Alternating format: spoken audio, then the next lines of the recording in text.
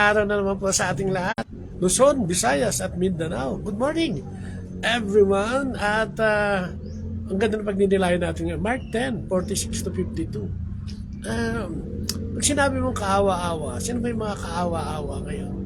Sa atin, sa ating buhay ngayon. Sa lipunan, siguro pwedeng yung mga mahihirap, yung mga dukha na lalong naghihirap dahil sa klase ng gobyerno natin ngayon, ng pagpapalakad, yung mga nagpapalakad, yung mga nasa kapangyarihan, nakakalungkot dahil parang sila talaga, hindi lang gasolina o langis ang problema, pati yung mismo, yung nagpapatakbo, na parang nagdodoble-doble, triple ang gasolina dahil sa tindi ng korupsyon.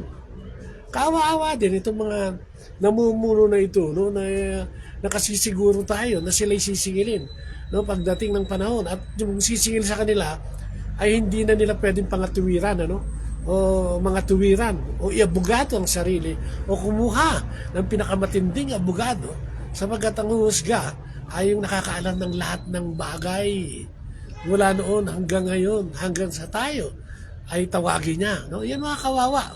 Pero siguro isa pang kawawa, sa lipunan, sa pangkalahatan, pag normal ang takbo ng lipunan, siguro yung pipi, bulag, at bingi.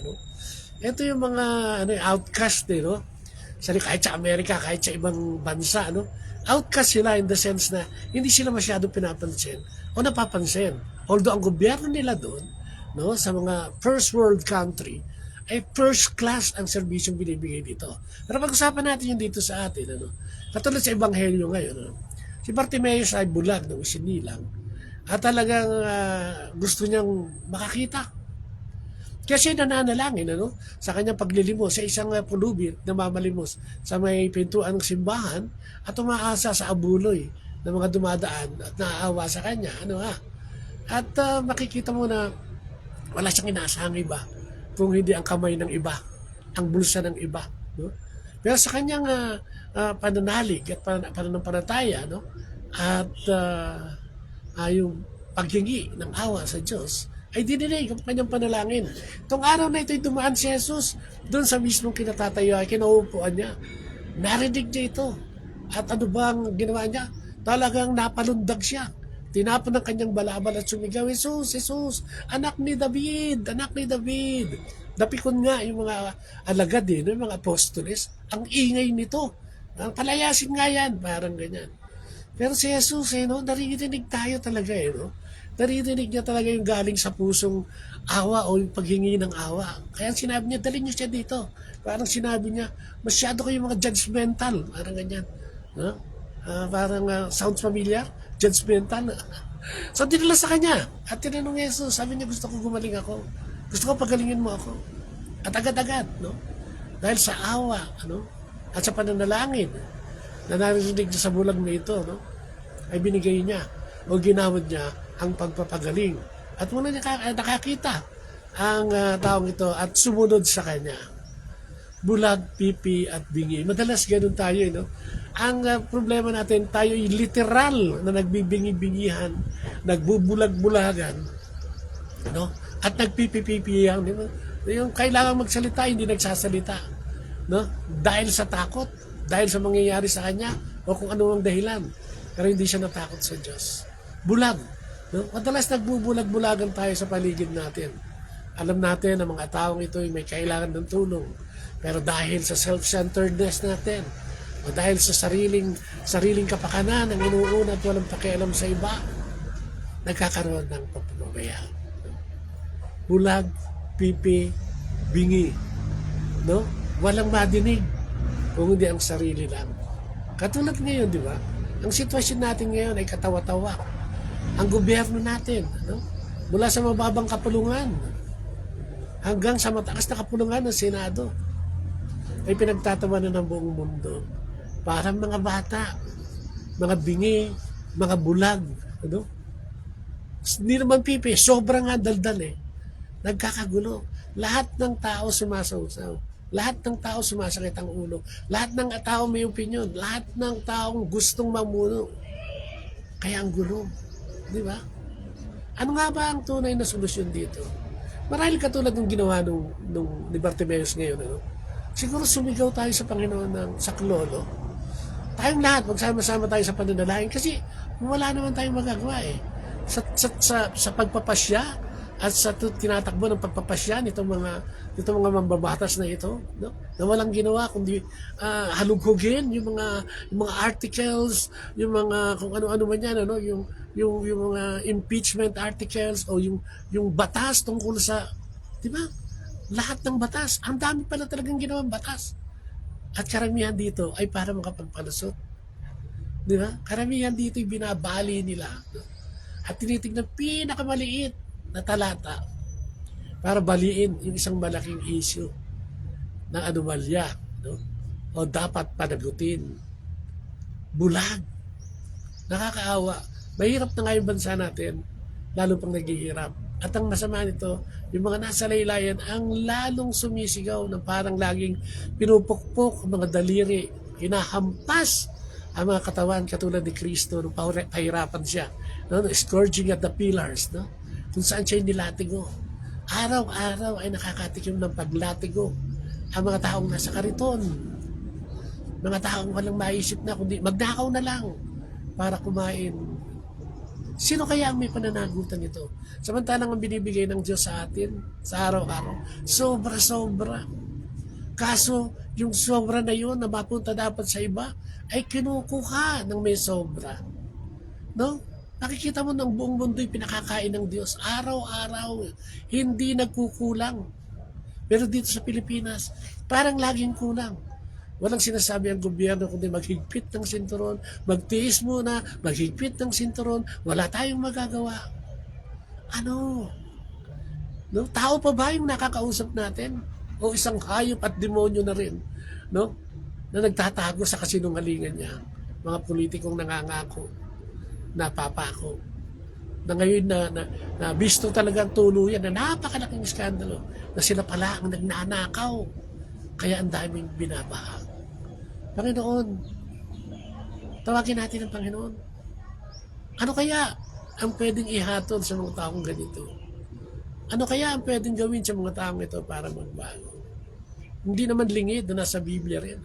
Na ang tatamaan ng kawalanghyan mo, o kahayupan mo, o karumal-dumal na ginawa mo, ay hanggang sa ilang saring lahi. Maaring hanggang sa 100 taon. Maaring mga anak mo, maaring mga apo mo, di ba? Maaring kamag-anak mo, maaring kapatid mo. Ang lahat ng yan ay maapektuhan sa pagdurusa dahil sa kabuktutang ginagawa mo. No? Kaya sana pag-isipan natin ito, no? Maging si Bartimeus tayo. Mas marami tayo. 75% nga no? Baka mas mataas na ngayon ang poverty line. Ito yung mahirap. Ito yung mga inaalagaan ng mga politiko para sila manalo. No? 20% na lang yung natitirang nag-iisip. At talagang tanggalin sila sa kanilang inanunuknukan dahil sa mga kawalanghyan nila. Pero patuloy na kumakapit ang tao sa patalim. Sana, no? Sana magkaroon sila ng puso at kaisipang katulad ni Kristo. Sumisigaw ang taong bayan. No? Mambabatas, mga mambabatas. Nakanaukpo sa gobyerno, presidente, senador, at lahat ng sangay ng gobyerno na nakakapekto sa buhay ng tao, pangkabuhayan ng tao, lalong-lalo na nung nasa laylayan. Ipagdasal natin sila na sana kasihan sila ng Espiritu Santo at ng kapangyarihan ito upang mabago naman ang kanilang kaisipan. Sana maisip nila na darating ang panahon na matatapos lahat. No? Matatapos lahat at magaganap ang sinasabi ng Diyos na tayo lilisan dito sa mundong ito at haharap sa Kanya. Sana ngayon pa lang naiisip na rin natin ano kaya ang magiging kapalaran nila. Mabingi kaya si Jesus sa pagtawag nila dahil sa kasamaan na idinulot nila sa tao. Mabulag kaya si Jesus sa kanilang gustong ipakita dahil sa kawalanghyan nila sa tao. Manalangin tayo dahil yun lang pwede natin gawin. No? Parang si Bartimeo, bulag siya, wala siyang magagawa. Tayo, parang ganun din. No? Tayo hindi lumpo ng gobyerno. Hindi makakilos, lalo-lalo na nga yung mga kapatid nating nasa laylayan. Pag-isipan natin at kayo mga nakaluklok, buhay pa kayo, sinusunog na ang kaluluwa nyo sa impyerno dahil sa ginagawa nyo sa mga tao. Ang kakapal. Di ba, no? Nakukuha nyo pa rin umarap sa mga tao. Hallelujah. In the name of the Father, the Son, and the Holy Spirit.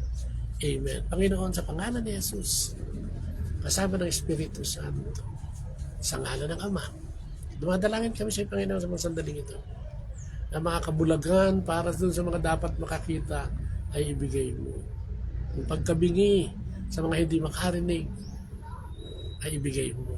Yung mga pipi sa mga hindi makakita o makapagsalita ay makapagsalita. At ito'y gawad mo ang pangangailangan nila, Panginoon. Especially yung mga, alam mo na to, Diyos ko, alam mo na to. O Holy Trinity, we beg you to come and act para sa bansang Pilipinas. At sa buong mundo, sa mga nagkakagulo, nagkakagera, mga bansa na mga nangangamatay ng tao na apektuhan. Tinataas namin siya. Pero hindi tinataas namin siya. Yung na-aksidente dyan sa Angeles, Pampanga, yung mga natabunan debris dahil na naman sa kapabayaan, ay tinataas namin siya, Panginoon. Samahan mo kami sa araw-araw namin pamumuhay at manguna ka dito. Maka-Diyos, malusog at masaganang pamumuhay ang dalangin namin para sa lahat. Muli sa pangalan ni Jesus, kasama ng Espiritu Santo, sa lahat ng mga anghel at propeta, ng mahal na Inang Maria, ni San Jose, at lahat na naghahayag ng mabuting balita, na patuloy, na nagsisikap, nagbigay ng inspirasyon sa mga tao upang lumaban na ang buhay ay dapat ialis sa iyo, Panginoon. Maraming salamat and glory be to the Father, to the Son, and to the Holy Spirit, as it was in the beginning, is now, never shall be, world without end. Amen and amen. In the name of the Father, the Son, and the Holy Spirit. Kapit lang kay Jesus, huwag sa patalim. Amen? Bye-bye. God bless.